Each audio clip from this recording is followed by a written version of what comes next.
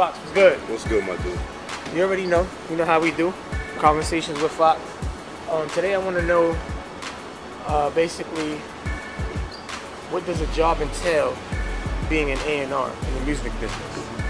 Being an A&R in the music business. A&R stands for Artist Repertoire. Most people know that. You can read that in the book. It's a nice fancy word for a talent scout.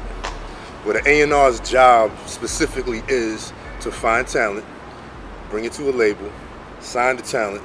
Hopefully that talent makes a lot of money for that label. You got to understand that specifically though.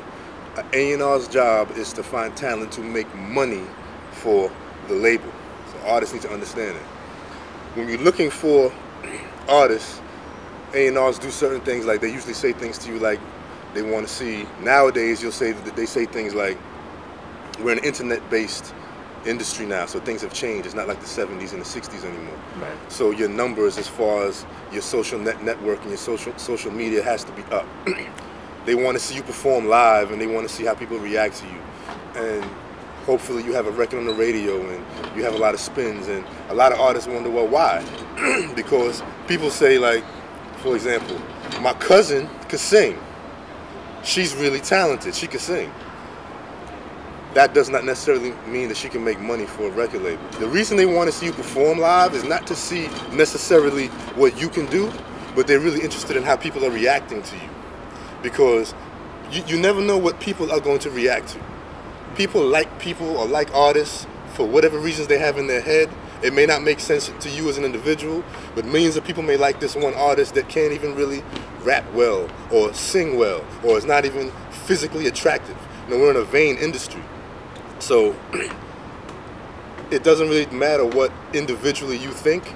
Somebody may be the greatest singer in the world and people just don't like them. They don't want to buy them. So you can't say my homegirl or my sister or my cousin or my boy can sing or he can rap.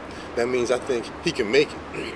Because we're in an era now where we're in a swag era. Then you have rappers that sell a whole lot of records and you might say, but they're not as good as this other guy who's more talented than them, that is a more talented rapper.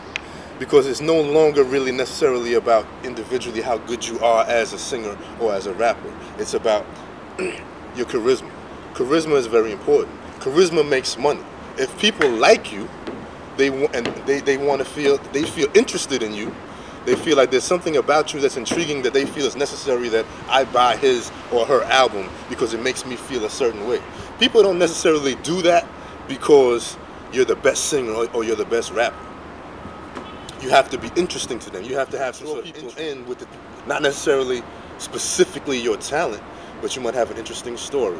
Or it's just like with females. If you look at how females judge men, a lot of men don't necessarily, I'm using this as a point to bring a reference to music. A lot of men don't necessarily understand how females judge men. Men are very physical creatures, so we look at women because we're physically attracted to them. We look at a woman and say she has a look that I like. Women, it's not necessarily all about looks.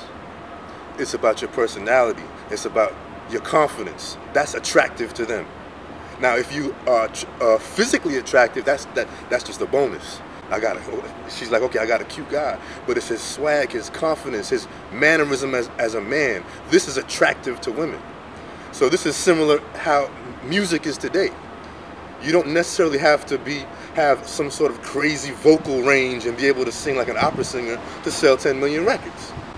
But if you have some sort of energy that is attractive to people, they're going to support you. They're going to buy your music because they're going to feel that your music makes them feel good during the day, when they wake up in the morning, when they come home from work. It's not necessarily that you're the best rapper ever or you're the best singer ever.